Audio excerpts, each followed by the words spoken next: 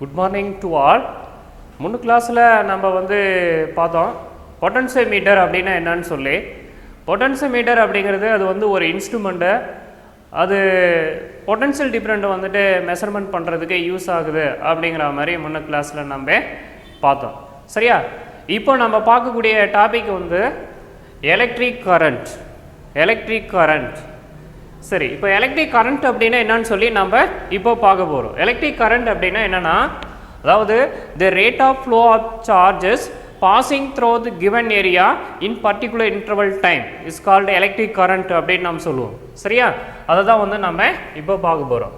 First நம்ம ஒரு கண்டக்டரை எடுத்துக்கிறோம். இதான் ஒரு கண்டக்டர். சரியா? இதுதான் கண்டக்டர். இந்த கண்டக்டரில் ஏரியா நம்ம கன்சிடர் பண்ணுறோம். இந்த ஏரியா என்ன அப்படின்னா ஏ அப்படின்னு சொல்லுவோம். சரியா? ஏரியானா என்னது? ஏ. ஏரியா ஏ ஃபர்ஸ்ட் லெட்டர் டினோட் பண்ணணும். இந்த கண்டக்டரில் நம்ம என்ன பண்ணுறோம் அப்படின்னு பார்த்தீங்கன்னா 20 வோல்ட்டோ அல்லது 10 வோல்ட்டோ ஏதாவது ஒரு பேட்ரி நம்ம கனெக்ட் பண்ணுறோம். இதுதான் பேட்ரி. பாசிட்டிவ் டெர்மினல், நெகட்டிவ் இது நம்ம கனெக்ட் பண்ணுறோம். இப்படி கனெக்ட் பண்ணோம் அப்படின்னு பார்த்தீங்கன்னா எலக்ட்ரான் ஒயர் வழியாக ஃப்ளோ ஆகி கண்டக்டரில் பாஸ் ஆகுது. இதுதான் எலக்ட்ரான்ஸ் கண்டக்டரில் என்ன பண்ணுது? பாஸ் ஆகுது. இப்படி இதை இ போட்டு மேலே மைனஸ் போட்டால் எலக்ட்ரான். ஏன் நெகட்டிவ் போடுறோம்?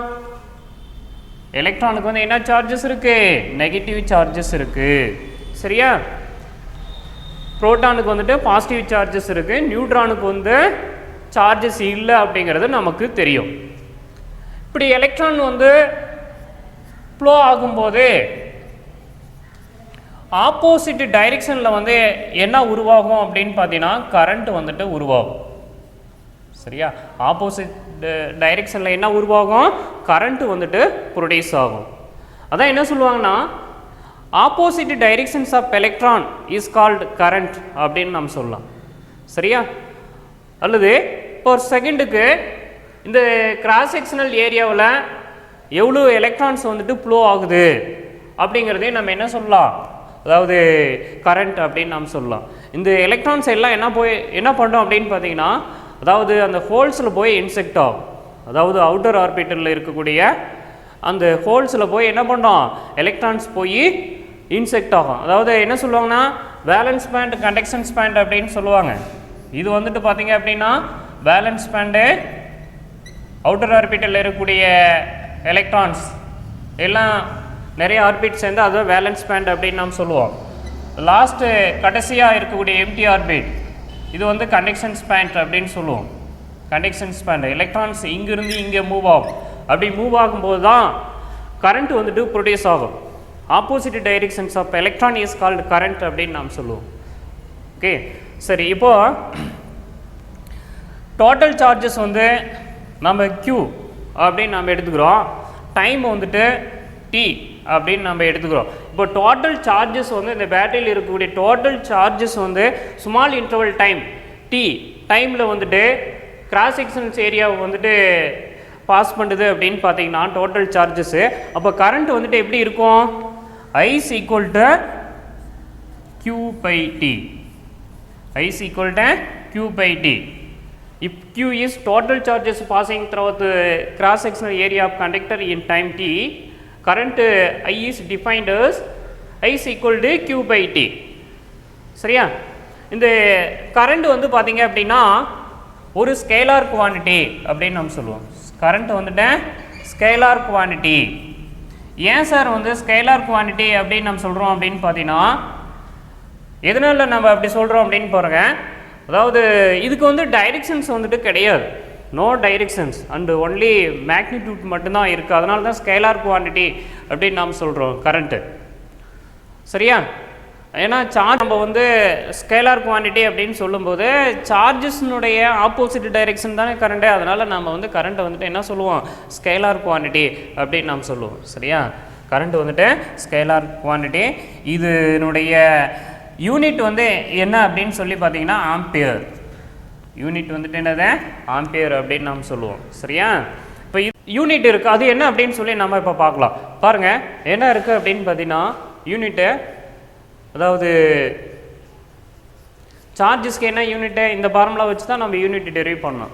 இப்போ சார்ஜஸ்க்கு வந்துட்டு கூலும், சரியா? டைமுக்கு வந்துட்டு என்னது செகண்ட். அப்போது கூலும் இது மேலே போனால் செகண்ட் இன்வர்ஸ் இல்லையா? அப்போ வந்து கூலும் செகண்ட் இன்வர்ஸ் தான் இதனுடைய அனதர் யூனிட். 1 மார்க்கில் கண்டிப்பாக கேட்கலாம். சரியா? இப்போ பாருங்கள் ஆவரேஜ் கரண்ட் அப்படின்னா என்னன்னு சொல்லி நம்ம பார்க்க போகிறோம். ஆவரேஜ் கரண்ட் அப்படின்னா IEV ஆவரேஜ் கரண்ட் அப்படின்னு நாம் சொல்லுவோம். சரியா? அந்த ஆவரேஜ் கரண்ட் அப்படின்னா என்னன்னு பாருங்கள். அதாவது del Q divided by del D. சரியா? இதை தான் வந்து நம்ம ஆவரேஜ் கரண்ட் அப்படின்னு நாம் சொல்லுவோம். ஆவரேஜ் கரண்ட் அப்படின்னா இப்போ வந்து ஒரு எலக்ட்ரான்ஸு முன்னாடி போகுது, ஒரு எலக்ட்ரான்ஸ் பின்னாடி போகுது, அது லோவாக போகுது. இப்போ இதெல்லாம் வந்து நம்ம என்ன பண்ணோம், ஆவரேஜ் பண்ணோம், ஒரே மீன் பண்ணோம். ஸோ இப்போ கரண்ட் வந்துட்டு ஆவரேஜ் பண்ணோம், அதுதான் நம்ம வந்து என்ன சொல்லுவாங்க அப்படின்னா ஆவரேஜ் கரண்ட் அப்படின்னு நம்ம சொல்லுவோம். சரியா? இப்போ வந்து del Q is total charges passing through the cross sectional area of conductor in time del T. The average current is given by I is equal to del Q divided by del T. சரி, இந்த average கரண்ட்ல இருந்தால் என்ன உருவாகுது அப்படின்னு பார்த்தீங்கன்னா instantaneous current வந்துட்டு உருவாகுது. இன்ஸ்டன்டேனியஸ் கரண்ட் அப்படின்னா என்ன அப்படின்னு சொல்லி பாருங்க. இன்ஸ்டன்டேனியஸ் கரண்ட் வந்துட்டு the limit del T value வந்து எப்படி இருக்கணும், ஜீரோவாக இருக்கணும். இது del T டைம் வந்துட்டு ஜீரோவாக இருக்கணும். டைம் வந்து ஜீரோவாக இருந்தால் கரண்ட்டோட வேல்யூ வந்து ரொம்ப அதிகமாகணும். சரியா? இப்போ எப்படி சப்ஸ்டியூட் பண்ணுங்க பாரு, உங்களுக்கு தெரியும் இது எப்படி மாறும். del Q divided by del T எப்படி சப்ஸ்டியூட் பண்ணோமா, ஜீரோ ஆகிடும் இல்லையா? இப்போ கரண்ட்டோட வேல்யூ வந்துட்டு என்ன ஆகுது, இன்ஃபினிட்டிவ் ஆகுது. சரியா? இதுதான் நம்ம என்ன சொல்கிறோம், அதாவது இன்ஸ்டன்டேனியஸ் கரண்ட் அப்படின்னு நாம் சொல்லுவோம். இன்ஸ்டன்டேனியஸ் கரண்ட்டுங்கிறது the limit of average value of current. The limit of average value of current தான் நம்ம என்ன சொல்கிறோம், அதாவது இன்ஸ்டன்டேனியஸ் கரண்ட் அப்படின்னு நாம் சொல்லுவோம். சரியா? இப்போ கரண்ட்டு உடைய யூனிட் வந்து நமக்கு தெரியும், என்னது ஆம்பியர் அப்படின்னு சொல்லி. இந்த 1 ஆம்பியர் கரண்ட் வந்துட்டு எதுக்கு ஈக்குவலாக இருக்கும் அப்படின்னு சொல்லி பார்த்தீங்கன்னா, அதாவது 1 coulomb charges passing through the given conductor in small interval time 1 second. 1 செகண்டுக்கு 1 கூலும் சார்ஜஸ் வந்து ஃப்ளோ ஆகுது இல்லையா, அதுக்கு வந்துட்டு இந்த கரண்ட் வந்து 1 ஆம்பியர் கரண்ட் வந்துட்டு ஈக்குவலாக இருக்கும். ஏன்னா கரண்ட் வந்துட்டு சார்ஜஸ்க்கு எப்படி இருக்கு, ஈக்குவலாக இருக்குது. எப்படி இருக்கு, ஈக்குவலாக இருக்குது. சரி, இதை பேஸ் பண்ணி நம்ம ஒரு சம் ஒன்று பார்க்க போகிறோம். பாருங்கள், ஒரு காப்பர் ஒயர் இருக்கா, எக்ஸாம்பிள் சம்மு தான், புக்கில் இருக்கும்.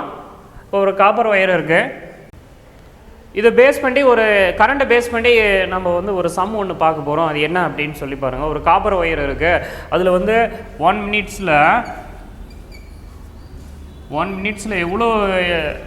எவ்வளவு சார்ஜஸ் வந்து ஃப்ளோ ஆகுது அப்படின்னு பார்த்தீங்கன்னா, சார்ஜஸ் Q இல்லையா, சார்ஜஸ் வந்துட்டு Q வந்து எவ்வளோ ஃப்ளோ ஆகுது அப்படின்னா 120 கூலும் சார்ஜஸ் வந்துட்டு இந்த காப்பர் ஒயரில் 1 மினிட்ஸில் வந்து ஃப்ளோ ஆகுது அப்படின்னு சொன்னோம்னா, ஆப்போசிட் டைரெக்ஷனில் ஃபார்ம் ஆகக்கூடிய கரண்ட் வந்துட்டு கால்குலேட் பண்ணு அப்படின்னு சொல்லுவாங்க. கரண்ட் வந்துட்டு என்ன, இப்போ 120 கூலும் சார்ஜஸ் வந்து காப்பர் ஒயரில் 1 மினிட்ஸ்க்கு வந்து ஃப்ளோ ஆகுதுன்னா ஆப்போசிட்டில் போகக்கூடிய கரண்ட் வந்து எவ்வளவு அப்படிங்கிறத கால்குலேட் பண்ணோம். இப்போ வந்து உங்களுக்கு தெரியும் கரண்ட்டுக்கான ஈக்குவேஷன் என்ன சொல்லியிருக்கிறோம், I is equal to Q by T. சரியா? Q ஓட வேல்யூ என்னது, 120. டைம் எவ்வளவு, இது வந்து மினிட்ஸ் இருக்கு இல்லையா, அது வந்து எதில் மாற்றிக்கணும், செகண்டுக்கு மாற்றிக்கணும். ஏன்னா SIக்கு வந்து நம்ம கன்வெர்ட் பண்ணணும். இப்போ 1 மினிட்ஸ்க்கு எத்தனை செகண்டு, 60 செகண்டுங்க தான் 1 மினிட்ஸ். இப்போ எடுத்து சப்ஸ்டியூட் பண்ணுறோம், 60 0 0 கேன்சல், 12 எத்தனை 6 இருக்கும், 2 இருக்கும். அப்போ 2 ampere current. Okay. Drift velocity. சரி, இதுக்கு முன்னாடியே நம்ம வெலாசிட்டி அப்படின்னா என்னன்னு சொல்லி பார்க்கணும் இல்லையா? வெலாசிட்டி அப்படின்னா என்ன அப்படின்னு பார்த்தோம்னா, அதாவது the rate of change of displacement, the rate of change of displacement is called velocity அப்படின்னு சொல்லுவோம். அது வந்து ஒரு வெக்டர் குவான்டிட்டி. ஏன்னா அதுக்கு வந்து மேக்னிடியூட்டும் இருக்குது, டைரெக்ஷனும் இருக்குது. அதனால் நம்ம என்ன சொல்லுவோம், வெலாசிட்டி வந்துட்டு ஒரு வெக்டர் குவான்டிட்டி அப்படின்னு நாம் சொல்லுவோம். சரியா? அதை பேஸ் பண்ணி தான் நம்ம ட்ரிப்ட் வெலாசிட்டி அப்படின்னா என்னன்னு சொல்லி நம்ம கரண்ட் எலக்ட்ரிசிட்டியில் வந்து பார்க்க போகிறோம். ரொம்ப இம்பார்ட்டண்ட்டான கொஸ்டின்ஸ், 2 மார்க்கில் அடிக்கடி கேட்பாங்க. ட்ரிப்ட் வெலாசிட்டினா நீங்கள் ஈஸியாக வந்து ஞாபகம் வச்சுக்கணும். அது எப்படின்னு பார்த்தீங்கன்னா, இப்போ வந்து எலக்ட்ரான்ஸ் வந்து கண்டக்டரில் ஃப்ளோ ஆகுது அப்படின்னு பார்த்தீங்கன்னா, இந்த எலக்ட்ரானுடைய ஆவரேஜ் வெலாசிட்டி தான் என்ன சொல்லுவாங்க, அதாவது ட்ரிப்ட் வெலாசிட்டி அப்படின்னு சொல்லுவாங்க. இந்த எலக்ட்ரானுடைய வெலாசிட்டி தான் ட்ரிப்ட் வெலாசிட்டி. கண்டக்டரில் எலக்ட்ரான் ஃப்ளோ ஆகுதுன்னா அந்த எலக்ட்ரானுடைய வெலாசிட்டி, ஆவரேஜ் வெலாசிட்டி தான் நம்ம வந்து என்ன சொல்லுவோம், ட்ரிப்ட் வெலாசிட்டி அப்படின்னு சொல்லுவோம். எப்போனா நம்ம பேட்டரி வந்து கண்டக்டரில் கனெக்ட் பண்ணணும்.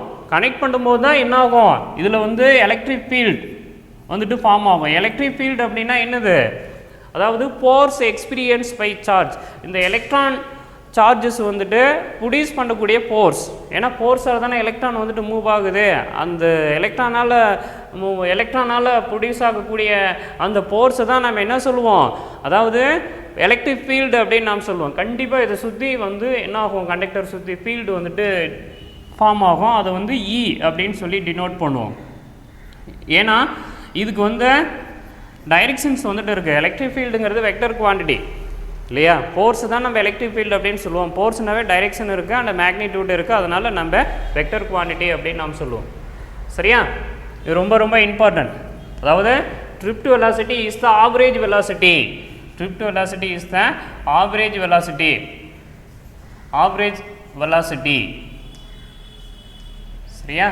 Average velocity inside the conductor when electric field is applied to between end of the conductor. Electric field கண்டிப்பாக வந்து இருக்கணும். அப்போ தான் வந்து இந்த ட்ரிப்ட் வெலாசிட்டி வந்துட்டு இதாகும். அதை பற்றி தான் நம்ம வந்து இப்போ பார்க்க போகிறோம். பாருங்கள், ஃபஸ்ட்டு வந்து நம்ம ஒரு கண்டக்டர் எடுத்துக்கிறோம் இல்லையா? பாருங்கள், இதான் வந்து கண்டக்டர். சரியா? அந்த conductor is made up of atom அப்படிங்கிறது உங்களுக்கு தெரியும். எதனால் மேடாகப்பட்டது, ஆட்டத்தால் வந்துட்டு மேடாகப்பட்டது. Atom consist one nucleus at centre. Each atom consists one nucleus at center. The electron around on the nucleus in each atom.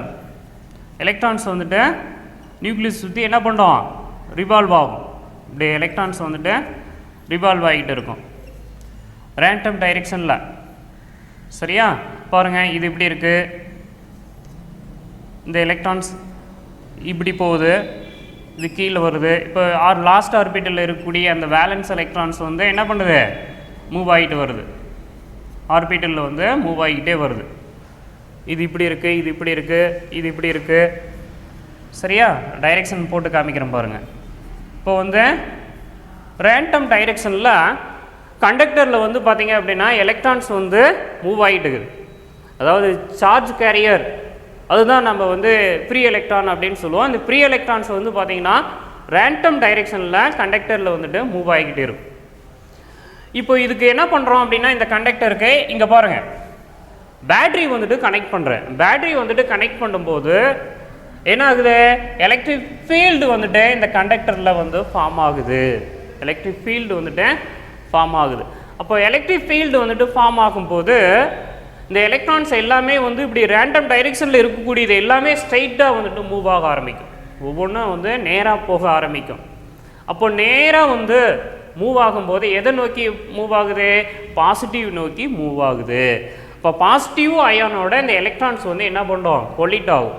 சரியா? கொலிட் ஆகும். அப்போ பாருங்கள், அதாவது ஒன் டைரெக்ஷனில் மூவ் ஆகக்கூடிய எலக்ட்ரான்ஸ் அது வந்து எதுக்கு ஈக்குவலாக இருக்கும் அப்படின்னா, ஆப்போசிட் டைரெக்ஷனில் மூவ் ஆகக்கூடிய எலக்ட்ரானுக்கு வந்து ஈக்குவலாக இருக்கும். இது நம்பர் ஆஃப் எலக்ட்ரான்ஸ் வந்து ஒன் டைரெக்ஷனில் மூவ் ஆகுது அப்படின்னு பார்த்தீங்கன்னா அது எதுக்கு ஈக்குவலாக இருக்கும், ஆப்போசிட்டில் மூவ் ஆகக்கூடிய எலக்ட்ரான்ஸுக்கு வந்துட்டு ஈக்குவலாக இருக்கும். ஏன்னா போத் ஆர் ஈக்குவல் தான், போத் ஆர் ஈக்குவல். ஆப்போசிட் டைரெக்ஷனும் அதாவது சேம் டைரெக்ஷன் வந்து எப்படி இருக்கும், ஈக்குவலாக வந்துட்டு கண்டிப்பாக இருக்கும். சரியா? அப்போது வந்து இந்த எலக்ட்ரான்ஸ் வந்து மூவ் ஆகும்போது இப்படி மூவ் ஆகும்போது ஸ்ட்ரைட்டாக வந்துட்டு மூவ் ஆகும்போது வெலாசிட்டி வந்துட்டு ஃபார்ம் ஆகுது. அதுதான் வந்து என்ன சொல்லுவாங்க அப்படின்னா ட்ரிப்ட் வெலாசிட்டி அப்படின்னு நாம் சொல்லுவோம். என்னன்னு சொல்லுவோம்? Drift velocity. Drift velocity is the average velocity inside the conductor when electric field is applied between end of the conductor is called drift velocity அப்படின்னு நாம் சொல்லுவோம். இப்படி எலக்ட்ரான்ஸ் வந்துட்டு இப்படி ஸ்ட்ரெயிட்டாக வந்துட்டு மூவ் ஆகும்போது ஒரு எலக்ட்ரான் இன்னொரு எலக்ட்ரானோட என்ன பண்ணோம் அப்படின்னா கொலிட் ஆகும். அந்த கொலிட் ஆகிறதுக்கான டைம் வந்துட்டு என்ன சொல்லுவோம்? அதாவது டவ் அப்படின்னு நாம் சொல்லுவோம். சரியா? டவ்ங்கிறது average time between collisions of electron அப்படின்னு நாம் சொல்லுவோம். சரியா?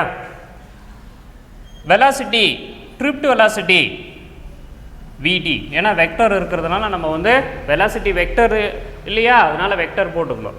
Velocity vd is equal to a tau. இந்த ஈக்குவேஷன் எப்படி வந்தது?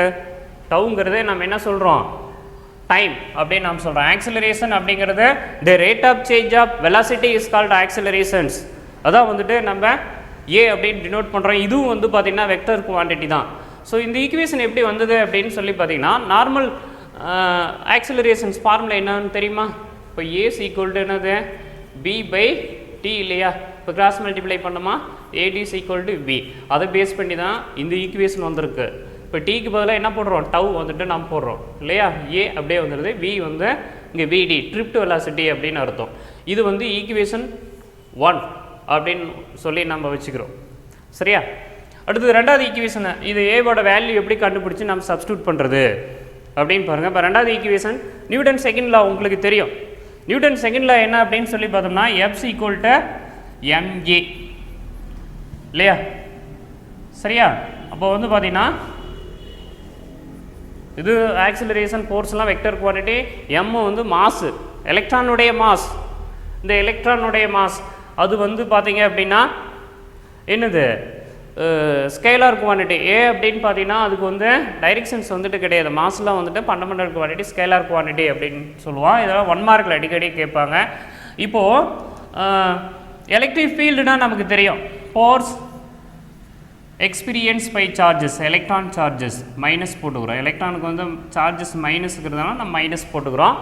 அப்போ வந்து இதுதான் நம்ம எலக்ட்ரிக் ஃபீல்டு அப்படின்னு நாம் சொல்கிறோம். சரியா? நம்ம கிராஸ் மல்டிப்ளை பண்ணோம் அப்படின்னா F equal to minus E E. Okay, vector. இப்போ இதை எடுத்து நம்ம என்ன செய்யணும்? இது ஈக்குவேஷன் வந்து 2ன்னு வச்சுக்கிறோம். இது ஈக்குவேஷன் 3ன்னு வச்சுக்கிறோம். தேர்ட் ஈக்குவேஷன் வந்து இஸ் சப்ஸ்டியூட்டிங் இன் ஈக்குவேஷன் 2. 2ல சப்ஸ்டியூட் பண்ணி பாருங்கள் என்ன கிடைக்குது? இஇ வெக்டர் ஈக்குவல் டு என்னது? எம்ஏவா? எம்ஏ வெக்டரா? இப்போ இதுலேருந்து நமக்கு என்ன வேணும்? ஏ வேணும். ஏ வேணும்னா E E vector divided by M equal to A vector. இது வந்து ஈக்குவேஷன் 4ன்னு வைங்க. 4 எடுத்து என்ன செய்கிறீங்க? 4 வந்துட்டு எதில் சப்ஸ்டியூட் பண்ணோம்? ட்ரிப்ட் வெலாசிட்டி தானே நமக்கு வேணும். 1ல் சப்ஸ்டியூட் பண்ணிக்கங்க. இப்போ விடி வெக்டர் ஈக்குவல் டு ஏவோட வேல்யூ என்னது? Minus E vector divided by M tau. சரியா? இப்போ இதை நம்ம என்னன்னு வச்சுக்கிறோம் அப்படின்னு சொல்லி பாருங்க. இதை வந்து நம்ம நியூ அப்படின்னு சொல்லி வச்சுக்கிறோம். என்னது? நியூனா மொபிலிட்டி. நியூங்கிறது என்னது? மொபிலிட்டி. சரியா? மொபிலிட்டிங்கிறது என்னது? Minus e tau by m. Okay, இப்போ இதை எடுத்து நம்ம இங்கே சப்ஸ்டியூட் பண்ணுறோம். இப்போ விடி vector equal to mu e vector. சரியா? இப்போ வந்து நம்ம நியூ மட்டும் வேணும் அப்படின்னு பார்த்தோம்னா v d vector divided by e vector modulus. சரியா? இதனுடைய யூனிட் வந்து கண்டிப்பாக வந்து கேட்பாங்க. யூனிட் வந்து என்ன அப்படின்னு சொல்லி பார்த்தீங்கன்னா, இப்போ வெலாசிட்டியோட யூனிட் வந்து மீட்டர் பர் செகண்ட். சரியா? அடுத்தது எலக்ட்ரிக் ஃபீல்டு அப்படின்னா பர் யூனிட் டிஸ்டன்ஸில் ஃபார்ம் ஆகக்கூடிய வோல்டேஜ், அதான் வந்துட்டு நம்ம என்ன சொல்லுவோம்? அதாவது எலக்ட்ரிக் ஃபீல்டு அப்படின்னு நாம் சொல்லுவோம். சரியா? அப்போ வந்து பார்த்தீங்க அப்படின்னா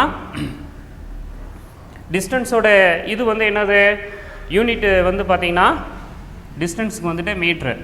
சரியா? இது அப்படியே மேலே கொண்டு போயிருங்க, மேலே போயிடும். அப்போ metre square second inverse volt inverse. இதான் வந்து பார்த்தீங்கன்னா மொபிலிட்டியோட யூனிட். வெரி இம்பார்ட்டண்ட்டான 1 மார்க், அடிக்கடி கேட்டுக்கிட்டே இருப்பாங்க. ட்ரிப்ட் வெலாசிட்டியோட 1 மார்க்குக்கும் கேட்கலாம். வெலாசிட்டினாவே உனக்கு தெரியும் என்னது, the rate of change of displacement is called velocity அப்படின்னு சொல்லி. சரியா? ஆக்சிலரேஷன் உனக்கு தெரியும், மீட்டர் பர் செகண்ட் ஸ்கொயர் அப்படிங்கிறது தெரியும். சரியா? இப்போ இதுபடி நம்ம வந்து பார்த்தோம் அப்படின்னா வெலாசிட்டி வந்து ஃபார்முலா ஆல்ரெடி வந்து நம்ம எழுதியிருக்கிறோம் இல்லையா? வெலாசிட்டிங்கிறது என்னது பாருங்கள், டிஸ்பிளேஸ்மெண்ட் பை டைமா. அப்போ டிஸ்பிளேஸ்மெண்ட்டுக்கு மீட்டரு, டைமுக்கு வந்துட்டு செகண்டு. அப்போ மீட்டர் பர் செகண்டுங்கிறது தான் வெலாசிட்டியோட யூனிட், ட்ரிப்ட் வெலாசிட்டியோட யூனிட். அடிக்கடி கேட்பாங்க. சரியா? இப்போ மொபிலிட்டி அப்படின்னா என்ன? அதாவது இந்த கண்டக்டரில் வந்து பார்த்தீங்கன்னா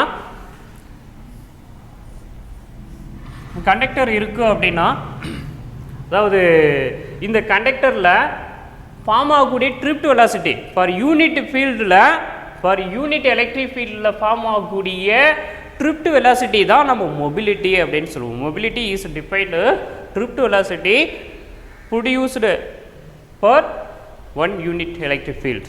சரியா? ஓகே. அடுத்தது ட்ரிப்ட் வெலாசிட்டி பேஸ் பண்ணி ஒரு சம் ஒன்று பார்க்க போகிறோம். இது என்ன அப்படின்னு சொல்லி பாருங்கள். அதாவது ஒரு காப்பர் ஒயர் இருக்கு, இதுதான் காப்பர் ஒயர். சரியா? இந்த காப்பர் ஒயரில் அதாவது நம்ம பேட்ரி வந்து கனெக்ட் பண்ணுறோம். பேட்ரி கனெக்ட் பண்ணும்போது ஃபீல்டு வந்துட்டு ஃபார்ம் ஆகுது, எலக்ட்ரிக் ஃபீல்டு. சரியா? அந்த எலக்ட்ரிக் ஃபீல்டு பாருங்கள் 570 நியூட்டன் பர் கூலும். எலக்ட்ரிக் ஃபீல்டை வந்துட்டு நம்ம காப்பர் ஒயரில் வந்து அப்ளை பண்ணோம் அப்படின்னா, அதாவது எலக்ட்ரானுடைய ஆக்சிலரேஷன்ஸ் என்ன அப்படிங்கிறத கால்குலேட் பண்ண சொல்கிறாங்க. அதான் வந்து இந்த சம்மு. இப்போ எலக்ட்ரானோட ஆக்சிலரேஷன்ஸ் ஃபார்முலா வந்து என்ன அப்படின்னு சொல்லி பாருங்கள். ஃபார்முலா வந்து A is equal to EE/m. Already நம்ம முன்ன இதில் தான் பார்த்தோம், ட்ரிப்ட் வெலாசிட்டி அப்படிங்கிற டாப்பிக்கில் தான் இந்த ஃபார்முலா வந்து நாம் பார்த்துக்கிறோம். இதுதான் வந்து நம்ம கண்டுபிடிக்கணும். சரியா? எடுத்து அப்படியே சப்ஸ்டியூட் பண்ணுங்கள். எலக்ட்ரானுடைய சார்ஜஸ் தான் உங்களுக்கு தெரியும். எலக்ட்ரானுடைய charges 1.6. This is constant value, 10⁻−19 coulomb. Electric field 570 divided by எலக்ட்ரானுடைய மாஸ் 9.11 இன்டூ 10⁻−31. இது மல்டிப்ளை பண்ணுங்க. 1.6 இன்டூ 570 மல்டிப்ளை பண்ணால் என்ன வரும்? 912 இன்டூ 10⁻−19. கீழே இருக்கிறது அப்படியே மேலே கொண்டு போயிருங்க. என்ன வரும்? 10⁻+31 டிவைடட் பை 9.11. சரியா? இப்போது 2 டிஜிட் தள்ளி வையே. இப்போ 9.1 2 இன்டூ 10⁻−17. மைனஸ் பவர் இருந்தால் 2 குறைஞ்சிக்க, ஏன்னா 2 டிஜிட் தள்ளி வைக்கிறோம் இல்லையா? +31 டிவைடட் பை 9.11. இது 9.1 9.1 கேன்சல் பண்ணுங்கள். என்ன வரும்? 1. சரியா? 1.0 இன்ட்டு 31ல் 17 சப்ராக்ட் பண்ணால் எவ்வளோ வரும்? 10⁻14. யூனிட் வந்து மீட்டர் பர் செகண்ட் ஸ்கொயர். சரியா? அல்லது மீட்டர் செகண்ட் இன்வர்ஸ் 2. இதுதான் வந்துட்டு அந்த எலக்ட்ரானுடைய ஆக்சிலரேஷன்ஸ். இந்த ஆன்சர். Okay, thank you.